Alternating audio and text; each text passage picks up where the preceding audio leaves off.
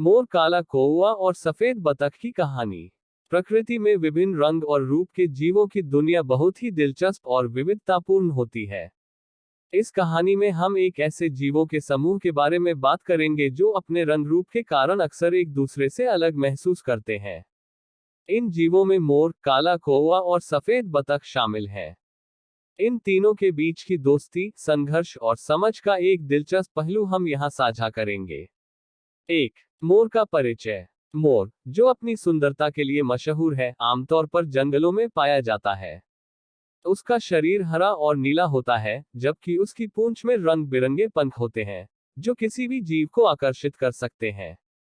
मोर का आत्मविश्वास और उसकी सुंदरता उसे अन्य पक्षियों से अलग बनाती है, लेकिन यह आत्मविश्वास कभी कभी उसे घमंडी भी बना देता है। 2. काले कौवे की कहानी। काला कौवा, जो अपनी काली चमचमाती त्वचा और तेज बुद्धि के लिए प्रसिद्ध है, एक अलग ही व्यक्तित्व रखता है। काले कौवे का जीवन जंगल में संघर्षों से भरा होता है। वह हमेशा अपनी समझदारी और चालाकी से मुश्किलों से बाहर निकलने का प्रयास करता है। काला कौवा कभी कभी अपनी काली रंगत के कारण अपमानित महसूस करता है, क्योंकि उसे अन्य रंगीन पक्षियों से कमतर माना जाता है। वह अपनी महत्वता को समझने के लिए कई बार खुद से संघर्ष करता है, लेकिन अंत में उसे एहसास होता है कि उसकी असली ताकत उसकी बुद्धिमानी और समझ में है, न कि उसके रंग में। 3. सफेद बतख की जीवन यात्रा। सफेद बतख, जो आमतौर पर झीलों और नदियों के किनारे पाई जाती है, अपनी सादगी और निर्दोषता के लिए प्रसिद्ध है। उसका सफेद रंग उसे बहुत ही प्यारा और मासूम बनाता है, लेकिन उसका जीवन बहुत ही साधारण होता है। बतख कभी कभी अपने साथी पक्षियों से अलग महसूस करती है, क्योंकि उसका रंग साधारण होता है और उसकी सुंदरता उन पक्षियों के मुकाबले कम लगती है जिनके पंख रंग बिरंगे होते हैं। 4. पहला मिलन। एक दिन इन तीनों पक्षियों का एक दूसरे से सामना हुआ। मोर अपनी सुंदरता पर घमंड करता हुआ झील के पास आया। काले कौवे ने अपनी चतुराई से आसपास के वृक्षों के बीच छिपते हुए झील के पानी में अपनी परछाई देखी, और सफेद बतख झील में तैरते हुए अपनी मासूमियत से खुश थी। यह पहली बार था जब ये तीनों पक्षी एक साथ एक स्थान पर आए थे। मोर ने काले कौवे से कहा, तुम तो बहुत काले हो, तुम्हारा रंग तो बिल्कुल अच्छा नहीं लगता। काले कौवे ने जवाब दिया, तुम अपनी सुंदरता पर इतना घमंड करते हो, क्या तुम नहीं समझते कि सुंदरता केवल दिखावे का मामला है।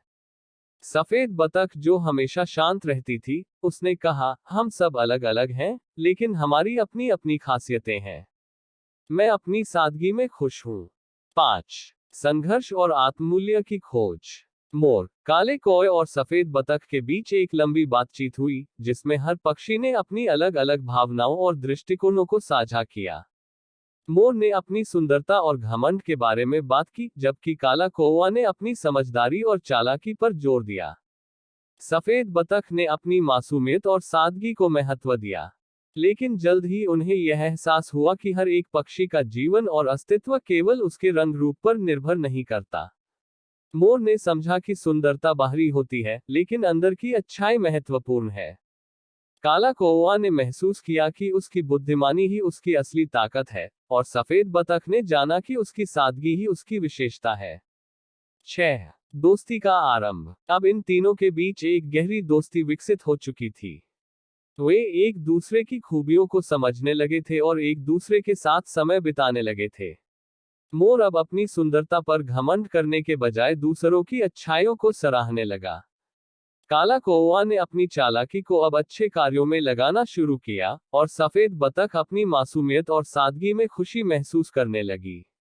7. कठिनाइयां और समाधान। समय के साथ इन तीनों ने देखा कि जीवन में मुश्किलें आती रहती हैं। जंगल में एक बार भयंकर तूफान आया, जिसमें बहुत सारे पेड़ गिर गए और जंगल में भारी तबाही मच गई। मोर अपनी सुंदरता के घमंड में था, लेकिन उसे अब यह महसूस हुआ कि सिर्फ दिखावे से काम नहीं चलता। काला कौवा अपनी बुद्धिमानी से तूफान का हल निकालने की कोशिश करने लगा, और सफेद बतख ने अपने शांत स्वभाव से सभी पक्षियों को सांत्वना दी।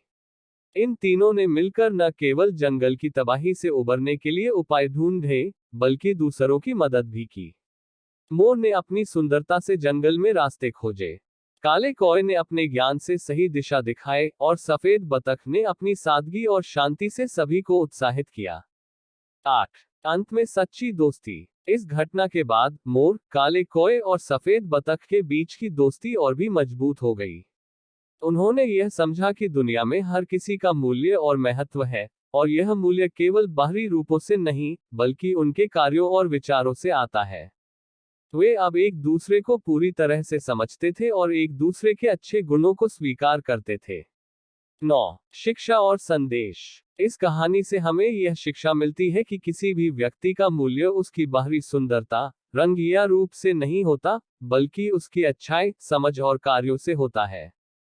हर जीव का अपने स्थान पर महत्व होता है, और हमें यह समझना चाहिए कि हम सभी में कुछ विशेषताएं हैं जो हमें एक दूसरे से अलग बनाती हैं। हमें अपनी विशेषताओं पर गर्व करना चाहिए, लेकिन साथ ही दूसरों की अच्छाइयों को भी समझना चाहिए। इस तरह मोर, काला कौवा और सफेद बतख ने न केवल अपनी दोस्ती को मजबूत किया, बल्कि वे हमें यह भी सिखाते हैं कि विविधता में एकता है, और हमें हर किसी को उसकी अपनी विशेषताओं के साथ स्वीकार करना चाहिए।